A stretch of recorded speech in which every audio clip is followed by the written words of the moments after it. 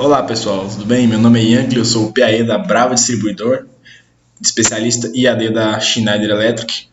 E dando continuidade aí a nossos vídeos de treinamento do Soul Machine Basic ou Machine Expert Basic, a versão final do Soul Machine Basic.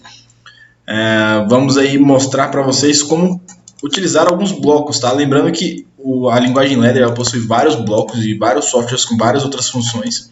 Mas a ideia é mostrar os principais blocos para vocês, o funcionamento desses blocos e como criar o nosso próprio bloco no próximo vídeo, né? Então eu vou mostrar para vocês de forma bem simples aí como funciona e caso vocês encontrem um bloco aí um pouco mais um pouco diferente da utilização comum, eu vou mostrar para vocês onde encontrar a documentação necessária para entender um pouco mais de cada bloco, né?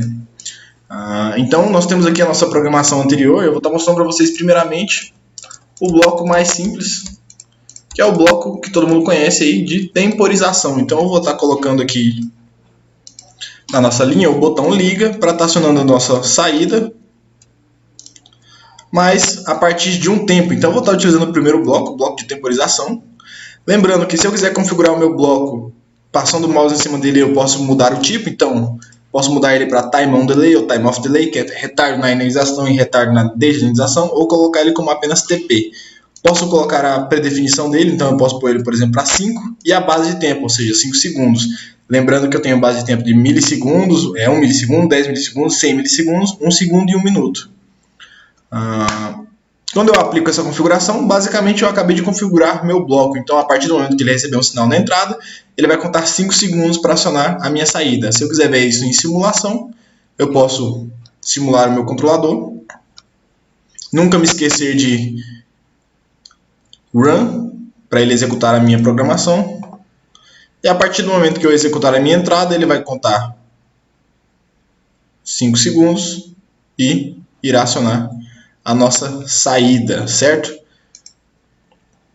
Um detalhe muito importante é que todos os blocos que a gente colocar dentro da nossa programação, ele vai possuir aí, por exemplo, dentro do help do programa, no meu caso está em português, mas você pode alterar para a linguagem que mais fácil, que você tiver mais afinidade. Se você fizer uma pesquisa rápida, por exemplo, por exemplo, Time On Delay,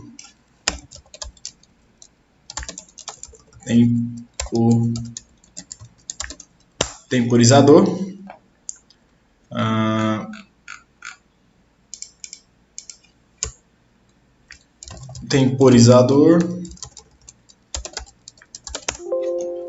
eu encontro aqui, por exemplo, a documentação referente ao bloco. Então eu posso tanto pesquisar como Time On Delay, né, tom, o temporizador, como até mesmo o index dele aqui, o hashtag TM0, né, o hashtag TM. Aqui ele vai me dizer exatamente o funcionamento dele, ele vai descrever cada ciclo de funcionamento, o que acontece se eu colocar um sinal na entrada, um sinal na saída. Se eu quiser ver como funciona o Time Off Delay, que é o mesmo bloco com outra função, ele também vai descrever para mim exatamente como é feito, tá? O temporizador de pulso, né, que é o TP, que é uma utilização para criar pulsos de duração precisa, ou seja, a partir do momento que você tem um sinal na entrada, ele consegue aí acionar a sua saída em relação ao seu V, né, ao seu valor.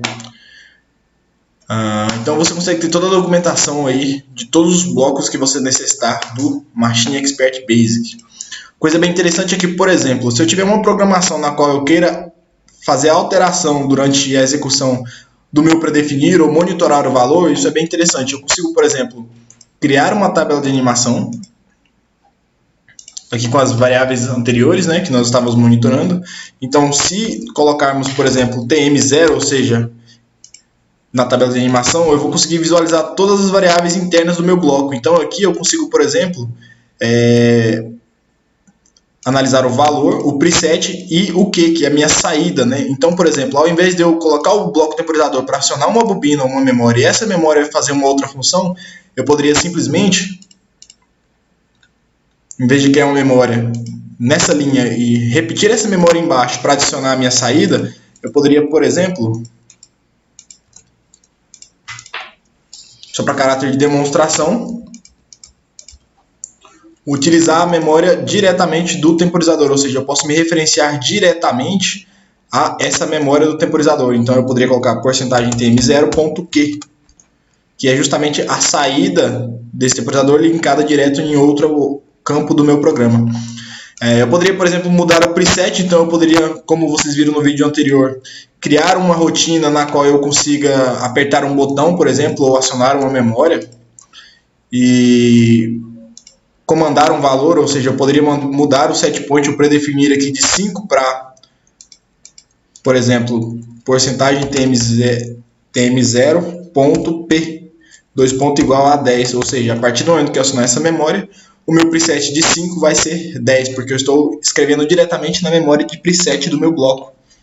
Então isso é bem bacana, porque facilita muito na hora de você estar modificando parâmetros internos, né? Ao invés de você, por exemplo, necessitar de um acionamento com 2 tempos diferentes e você criar 2 temporizadores, você pode criar um temporizador com 2 funções, dependendo da sua seleção.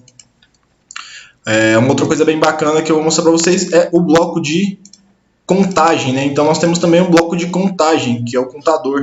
Temos aqui o bloco de contagem rápida e ultra rápida, que é justamente os blocos referentes às configurações de entradas rápidas. Esses são contadores rápidos justamente para você ligar encoder, um frequencímetro, para você ter aí esse valor de forma precisa, né? Ou seja, o valor do bloco de contador rápido, ele vai ser independente do tempo cíclico do seu programa, justamente porque ele precisa ter uma prioridade maior de leitura.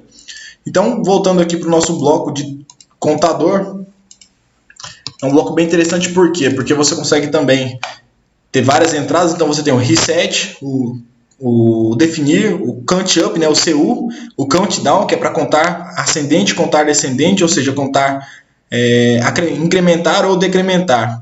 O E para você saber se está acima da contagem, o D para saber se atingiu a contagem e o F para saber se está abaixo da contagem.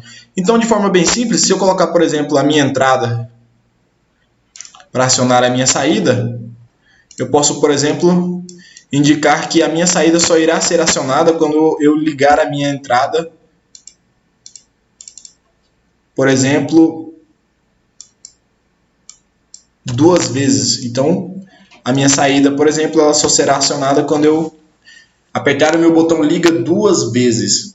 Então, se eu fizer essa simulação,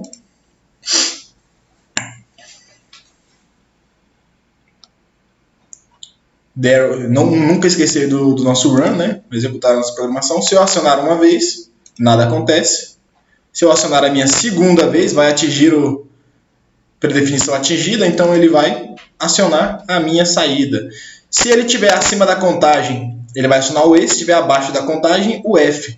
E se eu quiser resetar esse valor para 0, eu posso simplesmente colocar um acionamento no meu R. Se eu quiser contar para baixo, por exemplo, eu colocaria o CD. E se eu quisesse definir, apenas o S.